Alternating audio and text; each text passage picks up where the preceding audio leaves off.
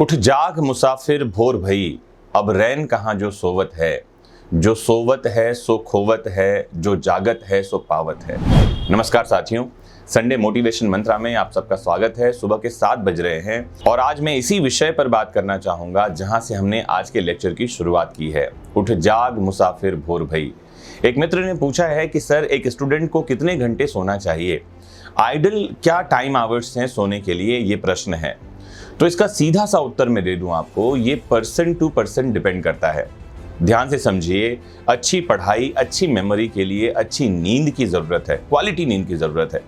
अच्छा, नींद भी 2 तरह की होती है। एक तो ये है कि आप आलस के कारण बिस्तर पर पड़े हुए हैं आंख बंद करके और दुनिया की चीजें दिमाग पर चल रही हैं और आपको लग रहा है कि आपको नींद आ रही है। नहीं, ये नींद नहीं है, ये आलस है।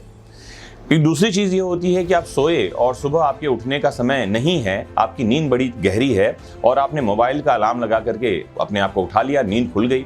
तो ये भी तरीका सही नहीं है।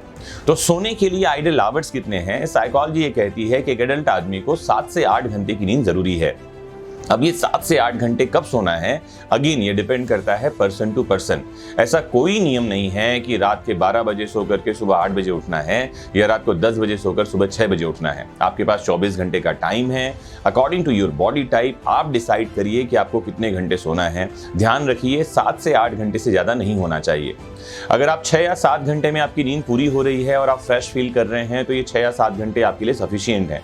लेकिन वहीं अगर आप 9 घंटे सो रहे हैं, 10 घंटे सो रहे हैं, उसके बाद भी शरीर में आलस बना हुआ है, तो यकीन माने कुछ गड़बड़ है और आपको किसी डॉक्टर की सलाह लेनी चाहिए। हो सकता है आपकी बॉडी में कोई डेफिशिएंसी हो सकता है आपकी डाइट सही नहीं हो, इस कारण आपको लेजीनेस लग रहा हो।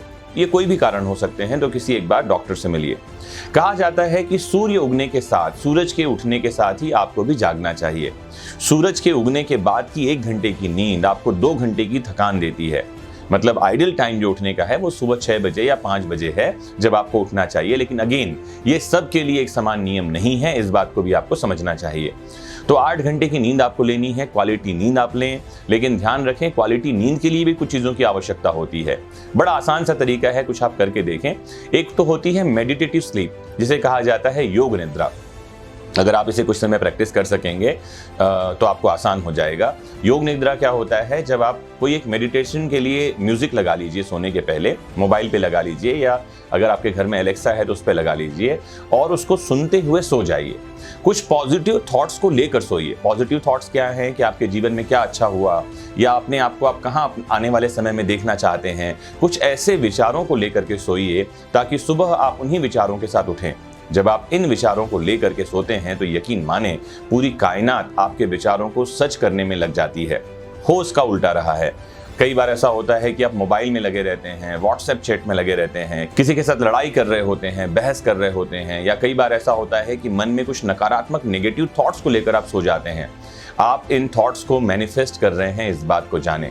तो क्वालिटी नींद लें। क्वालिटी नींद से आपकी मेमोरी अच्छी होगी, मेमोरी अच्छी होगी तो आपका पढ़ाई में मन लगेगा। और स्टूडेंट्स के लिए तो ये बहुत ज़रूरी है कि वो हर एक काम को इस बात से जोड़ें कि वो मेमोरी में चीज़ें जाती रहें, सकारात्मकता बनी रहे और सफलता की तरफ कदम वो बढ़ाते रहें।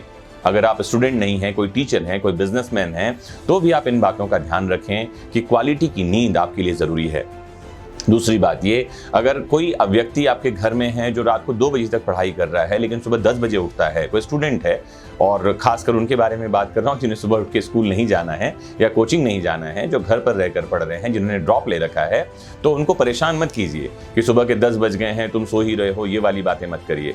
बल्कि समझिए उसकी बॉडी टाइप अलग है, उसे अलग समय, अलग तरह की नींद की ज़रूरत है।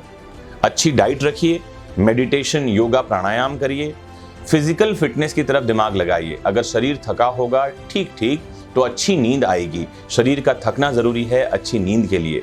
और अच्छी नींद का मतलब क्या है कि जिसमें आपके कोई नकारात्मक विचार नहीं आ रहे हैं, जिसमें आपको बुरे सपने नहीं आ रहे हैं, जिसमें आप सपनों की दुनिया में नहीं है। आप सोए और सुबह नींद खुली, इस नींद को कहा जाता है क्वालिटी स्लीप। तो ढूंढिए, ऑब्जर्व करिए कि आपकी क्वालिटी स्लीप का समय क्या है।